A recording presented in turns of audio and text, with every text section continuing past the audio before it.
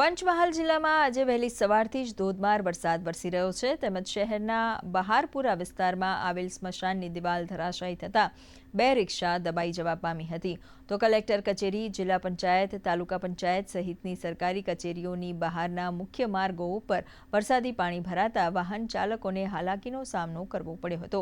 આસપાસના ગ્રામ્ય વિસ્તારમાં પણ ધોધમાર વરસાદને લઈને કાસુડી ગામને ગોધરા શહેર સાથે જોડતા રેલવે ગરનાળામાં પણ પાણી ભરાઈ જતા ગ્રામજનોને તકલીફનો સામનો કરવો પડ્યો હતો।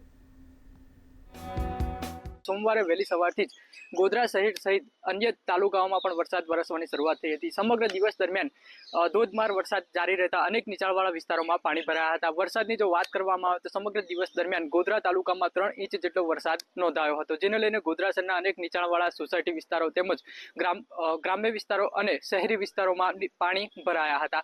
બીજી તરફ વરસાદને કારણે ગોધરા શહેરના બહારપુરા વિસ્તારમાં આવેલ સ્મશાનની દિવાલ ધરાશાયી થઈ હતી, જે દિવાલ ધરાશાયી થવાને કારણે 2 જેટલી રિક્ષાઓ દબાઈ ગઈ હતી। આ સમગ્ર ઘટનામાં એક વ્યક્તિને ઈજાઓ પહોંચી હતી। બીજી તરફ ગોધરા શહેરને જોડતો જે કાસુડીનો રેલવે અંડરપાસ છે તે પણ ધોધમાર વરસાદને કારણે પાણી ભરાવાને કારણે બંધ થયો હતો, જેને લઈને અનેક તકલીફોનો સામનો ગ્રામજનો તેમજ ગોધરા શહેરીજનોને કરવો પડ્યો હતો। વિવેક ત્રિવેદી, દૂરદર્શન સમાચાર, પંચમહાલ।